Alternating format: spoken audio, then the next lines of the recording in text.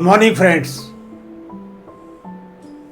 आप अगर अध्ययन कर रहे हैं या अपना पढ़ाई लिखाई पूरी कर चुके हैं तो या तो आप कोई नौकरी कर सकते हैं या अपना कोई काम कर सकते हैं। अगर अपना कोई काम करना है, हो सकता है कोई आप उद्यम का काम करें। ट्रेडिंग एक बहुत अच्छा एवेन्यू है काम करने का, लाभ कमाने का, या सेवा के क्षेत्र में जा सकते हैं। दोस्तों, आज इस वीडियो के माध्यम से मैं इस विषय पर चर्चा करने जा रहा हूं कि अगर आप ट्रेडिंग को यानी व्यापार को अपना धंधा बनाना चाहते हैं, उससे लाभ कमाना चाहते हैं, तो आपकी मानसिकता किस तरह की होनी चाहिए, आपका व्यक्तित्व किस तरह का होना चाहिए, ताकि आप एक सफल व्यापारी बन सकें। इसलिए मैं आपसे अनुरोध करूंगा कि आप इस वीडियो को अंत तक देखिए ताकि आपको पता चल सके कि सफल व्यापार के लिए किस तरह की मानसिकता को होना चाहिए, किस तरह का व्यक्तित्व होना चाहिए और ऐसा व्यक्तित्व कैसे आप विकसित कर सकते हो। दोस्तों, मैं हूं रामचंद्र राय और आप देख रहे हैं प्रयास विकल्प, एक ऐसा चैनल जो आपके व्यक्तित्व को मजबूत बनाता है, इफेक्टिव बनाता है, सक्सेसफुल बनाता है।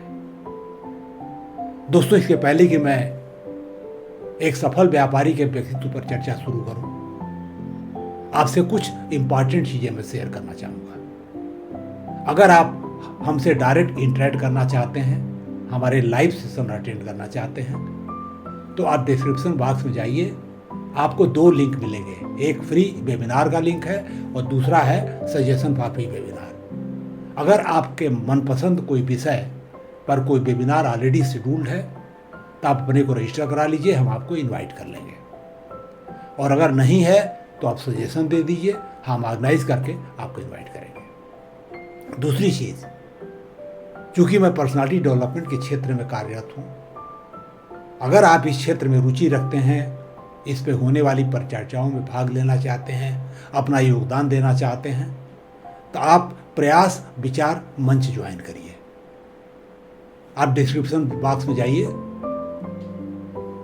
एक लिंक प्रोवाइडेड है, उसको आप क्लिक करिए, अपनी इच्छा जाहिर करिए, अपना डिटेल दीजिए, हम आपको ज्वाइन कराएंगे और इनवाइट करेंगे। तीसरी चीज़, दोस्तों, मेरा ये मानना है कि जब तक हमारे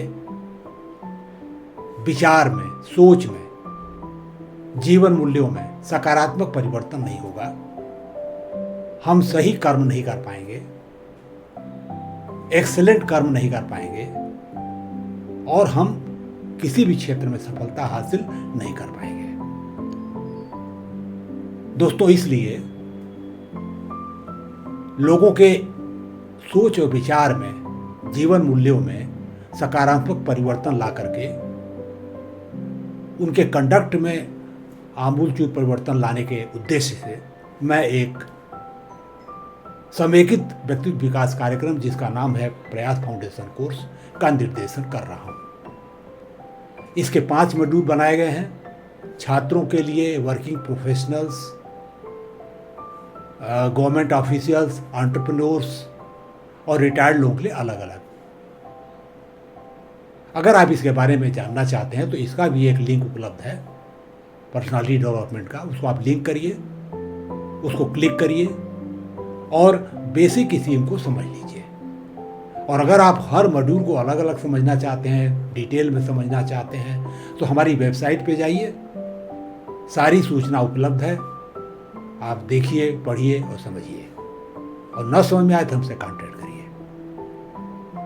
और अंत में मैं ये कहना चाहूँगा कि मैंने इस कार्यक्रम का रेवेन्यू मॉडल ऐसा जनरेट किया हुआ है कि गरीब से गरीब व्यक्ति भी इसका लाभ उठा पाए, क्योंकि मेरा मानना है कि मेरा देश गरीब देश है, तो गरीबों को भी यह अवसर मिलना चाहिए ताकि वो अपने को बेहतर बना सकें, अपने भविष्य को सुधार सकें। लेकिन इसके लिए हम आपकी मदद चाहते हैं। हम आपसे रुपया पैसा नहीं मांग रहे हैं। अगर आपके पास 1 या 1.5 घंटे का समय खाली है अपना सारा काम करने के बाद, तो वो समय आप हमको दान कर सकते हैं और अपने घर बैठे अपने मोबाइल फ़ोन के ही माध्यम से हमारे एक्टिविटी पार्टनर के रूप में काम करते हुए आप इस कार्यक्रम का संचालन कर सकते हैं। इसके लिए हम आपको प्रशिक्षण देंगे, पूरा गाइडेंस देंगे और इस प्रक्रिया में आपको कुछ इनकम भी होगी। दोस्तों, उम्मीद है कि आप हमारे डिस्क्रिप्शन बॉक्स में जाएंगे और ये जो 5 लिंक हमने बताए उसको आप क्लिक करके किसी न किसी रूप में हमसे जुड़ने का निर्णय लेंगे, ताकि हमको आपका सहयोग मिल सके। दोस्तों, आइए अब हम लोग चर्चा करते हैं कि एक सफल व्यापारी की क्या मानसिकता होनी चाहिए, किस तरह की उसकी पर्सनालिटी होनी चाहिए। इसके लिए मैं कुछ चीज़ों में आपसे चर्चा करूंगा। पहली चीज़, व्यवसाय, उद्यम, व्यापार आदि में क्या बेसिक डिफरेंस होता है। दूसरी चीज आपको जानना चाहिए कि एक मैन्युफैक्चरिंग यूनिट है, उत्पादन इकाई में, और एक ट्रेडिंग की जो एक्टिविटी है, दोनों में फंडामेंटल डिफरेंस क्या होता है। उससे आपको पता चलेगा कि पर्सनालिटी में क्या डिफरेंस होना चाहिए। फिर मैं व्यापार के कुछ इंपॉर्टेंट जो एलिमेंट्स हैं, ट्रेडिंग के जो इंपॉर्टेंट एलिमेंट्स हैं, उस पर आपसे चर्चा करूंगा, जिसमें डिस्ट्रीब्यूशन चैनल शामिल है, MRP शामिल है। ये सब चीज़ें हम लोग डिस्कस करेंगे।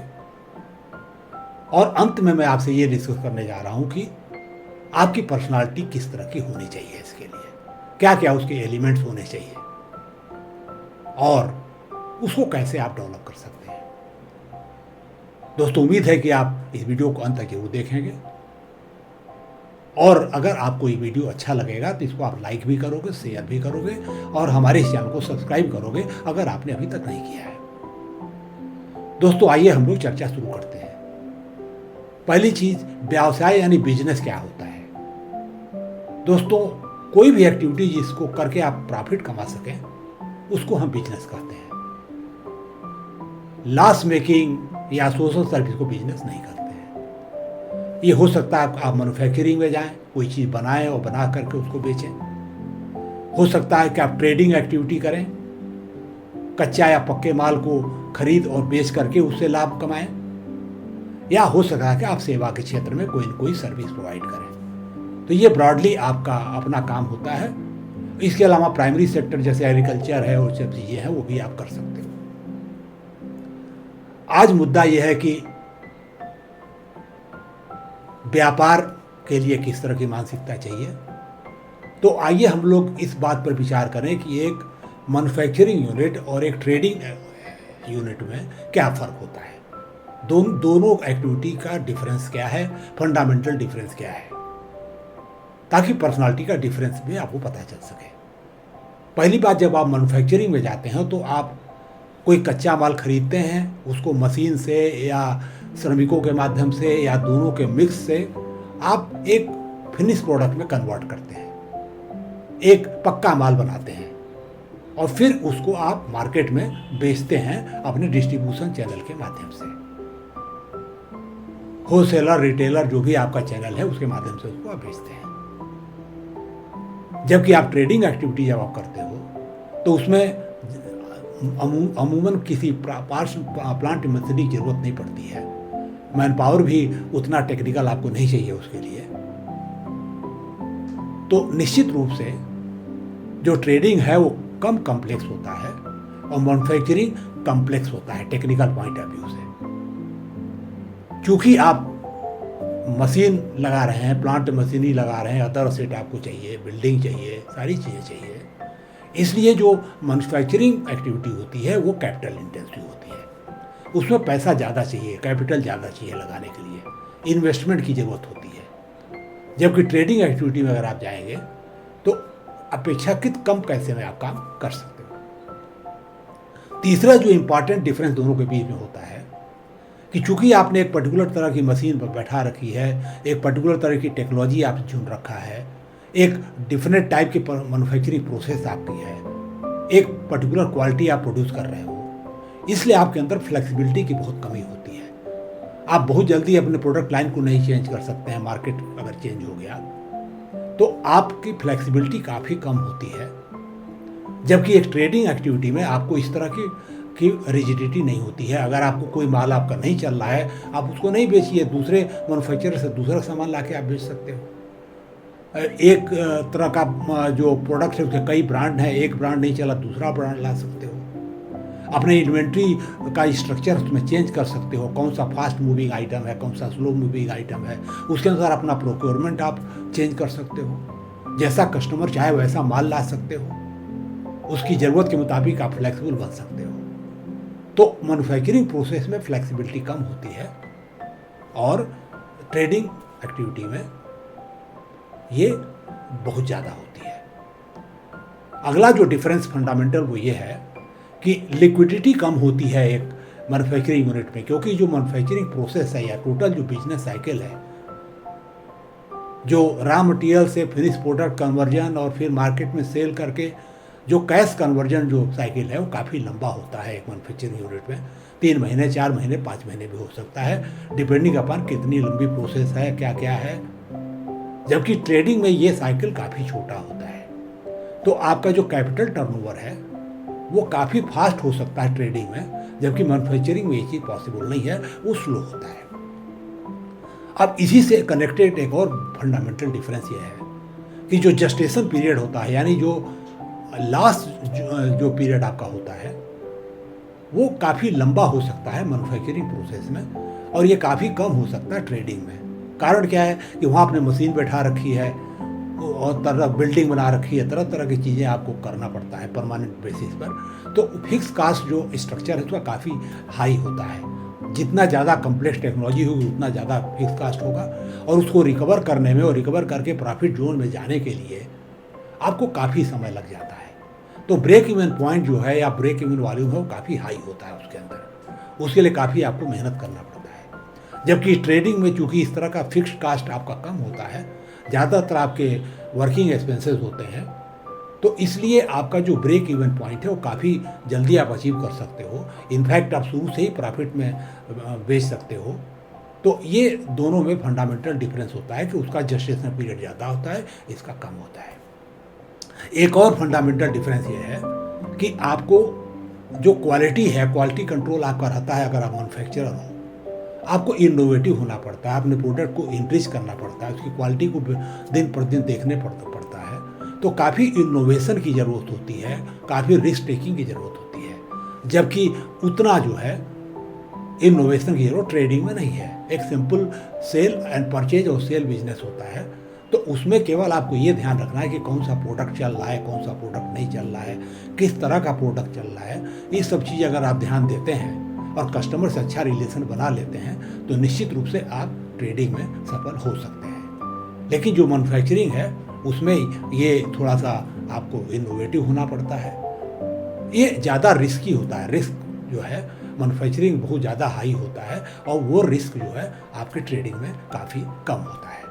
तो दोस्तों, ये कुछ ऐसे डिफरेंसेज हैं दोनों एक्टिविटीज़ के बीच में जो आपको समझना चाहिए। अब आइए हम लोग ट्रेडिंग की प्योरली बात कर लें कि ये कैसे वर्क करता है। तो इसके 2 एलिमेंट होते हैं। पहला एलिमेंट है डिस्ट्रीब्यूशन चैनल और दूसरा एलिमेंट है MRP. MRP means maximum retail price. ये रिटेल के केस में लागू होता है। खुदरा अगर व्यापारी हैं या फुटकर व्यापारी हैं, रिटेलर हैं, उनके आपके लिए ये लागू होता है। जहाँ तक डिस्ट्रीब्यूशन चैनल का सवाल है, ये इसके कई लेवल हो सकते हैं। जैसे 0 लेवल अगर आपका है डिस्ट्रीब्यूशन चैनल, इसका मतलब मैन्युफैक्चरर से एंड कस्टमर डायरेक्टली बाई कर रहा है, जिसको डायरेक्ट सेल कहते हैं। तो इसमें कोई बीच में मिडिल मैन नहीं है, सीधा सीधा मैन्युफैक्चरर से आपने बायर को माल बेच दिया, उसने ले लिया और कंज्यूम कर लिया।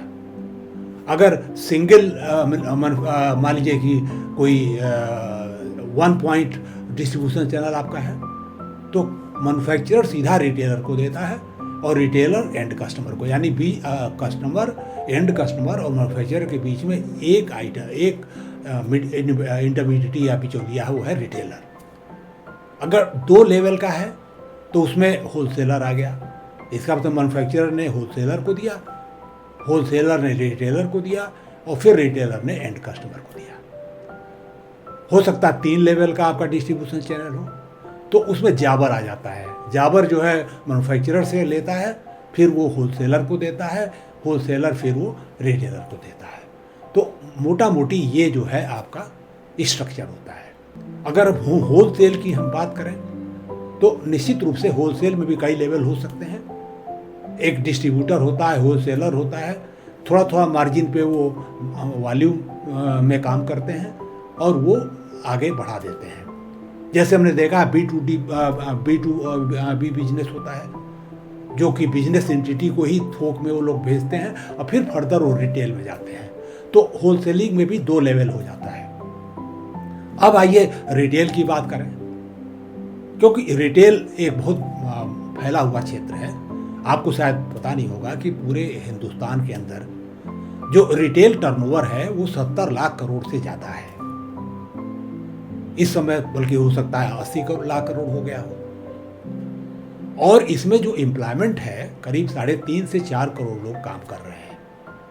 और इसमें एक सबसे बड़ा इसका जो फीचर ये है कि करीब 80% से ज़्यादा जो रिटेलर्स हैं वो अनऑर्गेनाइज सेक्टर में काम कर रहे हैं। आपके नुक्कड़ का जो जनरल मर्चेंट की दुकान है, किराने की दुकान है, कन्वीनियंस शॉप है, वहाँ से अगर आप शुरू करोगे तो आगे बढ़ते आप सुपर मार्केट भी उपलब्ध है, हाइपर मार्ट उपलब्ध है। अब आप सोचोगे कि सुपर मार्केट और हाइपर मार्ट में क्या फ़र्क है। सुपर मार्केट एक सेल्फ सर्विस सेलिंग पॉइंट होता है जिसमें हर तरह का हाउस होल्ड आइटम और तरह तरह के ग्रासरी एक्सेट्रा आपको मिलती है।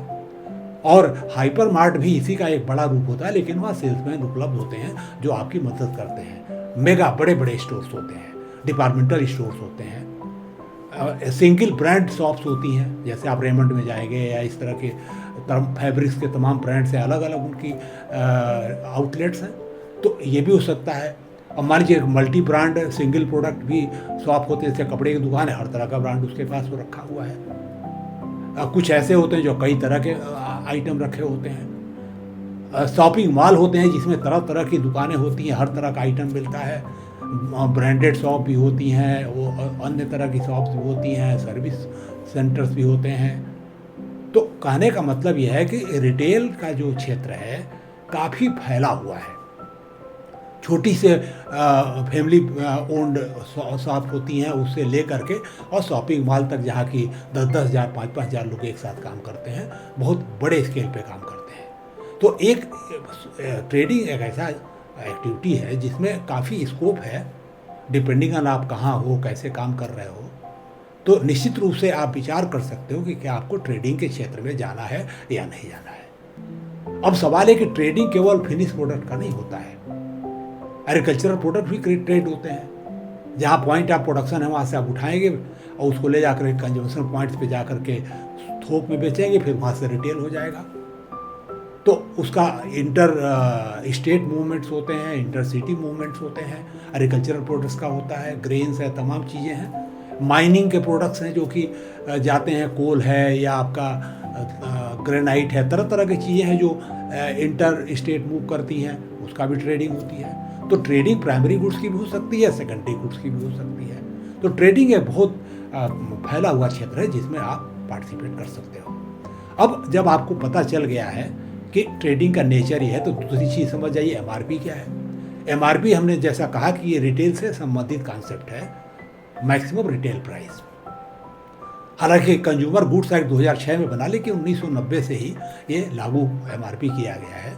एमआरपी के जो एलिमेंट्स हैं उसमें आपका मैन्युफैक्चरिंग कास्ट होती है, पैकेजिंग कास्ट होती है, जगह जगह के जो इंटरमीडिएट उनके मार्जिन्स होती है, होलसेलर की मार्जिन है, रिटेलर की मार्जिन है, जीएसटी और कोई टैक्स है, अन्य तरह के जो खर्चे हैं, ट्रांसपोर्टेशन है, सब लेने के बाद, कंसीडर करने के बाद कंपनी अपना एमआरपी तय करती है।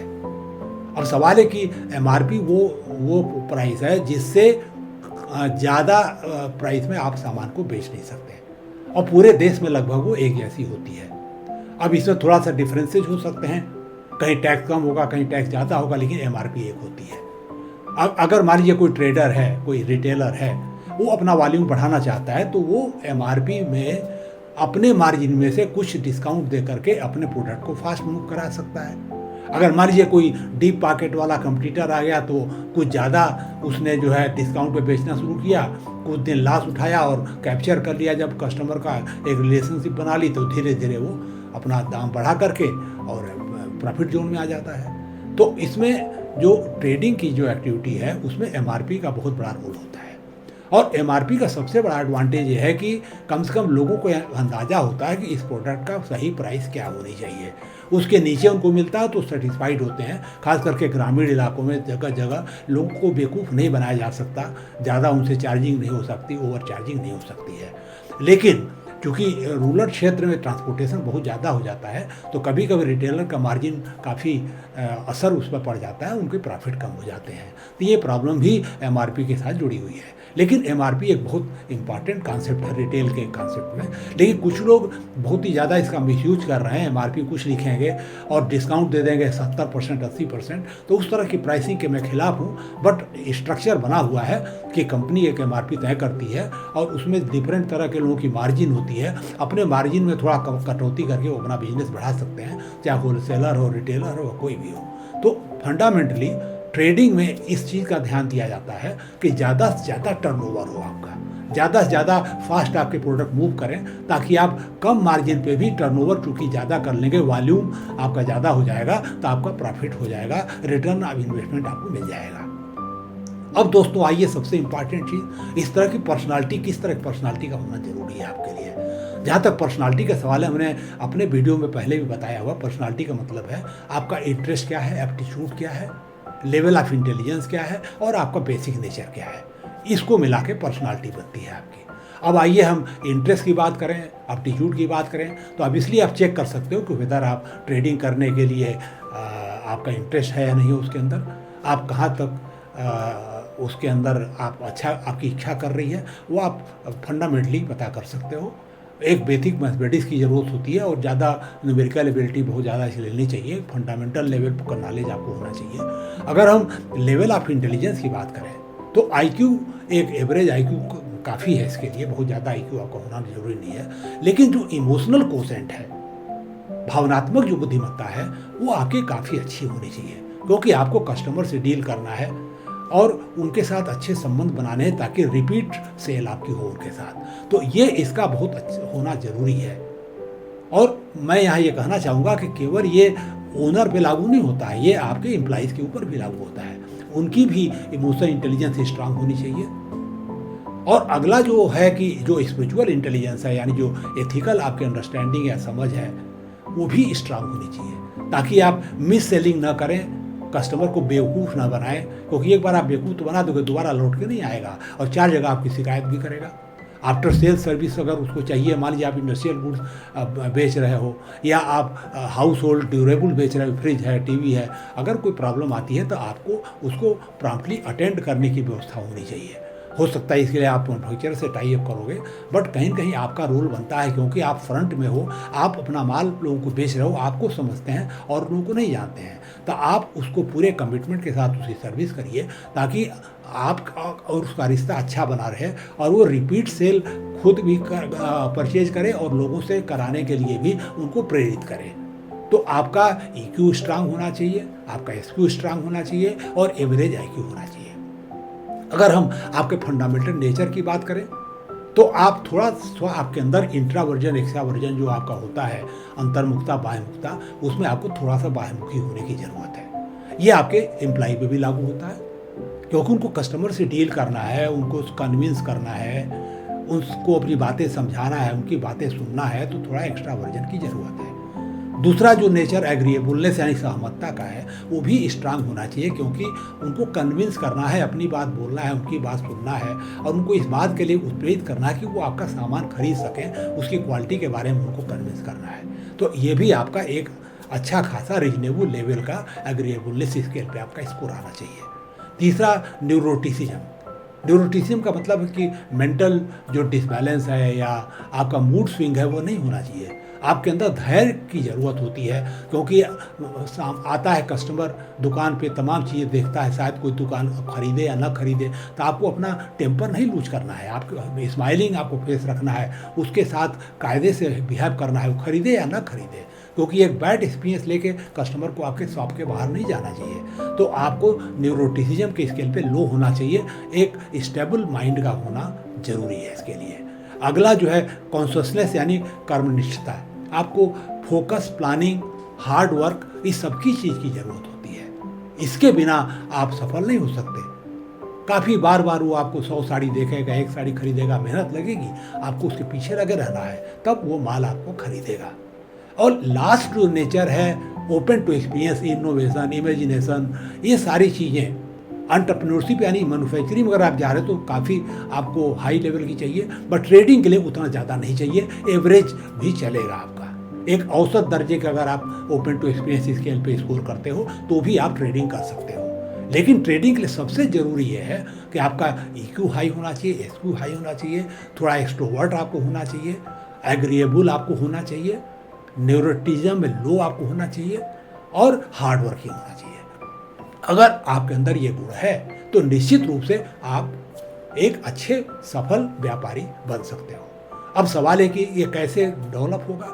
तो डेवलप करने का एक ही तरीका जो मैंने आपको शुरू में बताया है कि पहले आप अपने इन्फॉर्मेशन सेट को चेक करिए जो आपके अंदर है, अपने विचार को, जीवन मूल्यों को, उसको एक बार एग्जामिन करिए, उसको उससे रिफ्लेक्शन करिए और देखिए कि आपके पर्सनालिटी में क्या क्या कमियां हैं जो हमने बताया उसके रेफरेंस में। फिर उसको आप उसको धीरे धीरे दूर कर सकते हो। एक प्रॉपर डेवलपमेंट प्रोग्राम अटेंड कर लीजिए, जैसा हमने बोला कि हम एक प्रोग्राम चलाते हैं, एंटरप्रेन्योर के लिए चलाते हैं और लोगों के लिए भी चलाते हैं, तो निश्चित रूप से आप अपनी पर्सनालिटी को बेहतर बना सकते हैं और इस तरीके से डेवलप कर सकते हैं ताकि आप एक सफल व्यापारी बन सकें। दोस्तों, उम्मीद है कि इस वीडियो में आपको कुछ इनपुट मिला होगा और आप इस पर विचार करेंगे और अपने को समझेंगे, अपने कमियों को दूर करेंगे और अपने मन मुताबिक प्रोफेशन चुनेंगे, चाहे आप नौकरी करना चाहते हो, चाहे आप अपना उद्यम करना चाहते हो, या ट्रेडिंग बिजनेस में जाना चाहते हो, या सर्विस करना चाहते हो। आज के वीडियो का फोकस ये था कि आप व्यापार कैसे करते हो, सफल व्यापारी के क्या गुण होने चाहिए। दोस्तों, इसके पहले कि मैं अपनी बात समाप्त करूं, आपसे एक निवेदन जरूर करूंगा कि हमेशा कोशिश करिए अच्छा पढ़ें, अच्छा सुने और अच्छा देखें, ताकि आपके अंदर अच्छी सोच आ जाए, सकारात्मक सोच आ जाए, आप बेहतर बने, आपका व्यक्तित्व बेहतर बने और आप अपने जीवन में सफलता हासिल कर सकें। और last but not the list, health is wealth. आपका अगर आप फिट हैं मेंटली और फिजिकली तो बहुत बड़ा धन है आपके पास, तो इसका आप ध्यान रखिए, अपने को फिट रखिए, अच्छा भोजन लीजिए, अच्छी नींद लीजिए, फास्ट फूड से दूर रहिए और अपने को दिन पर दिन विकसित करते रहिए, बेहतर बनाते रहिए। निश्चित रूप से आप सफल होंगे, चाहे जो भी आप करना चाहें। यही मेरी कामना है। दोस्तों, हमें सुनने के लिए बहुत बहुत धन्यवाद। उम्मीद है कि आज वीडियो को लाइक करेंगे, शेयर करेंगे और इस चैनल को सब्सक्राइब करेंगे अभी तक अगर आपने नहीं किया है। हमें सुनने के लिए बहुत बहुत धन्यवाद।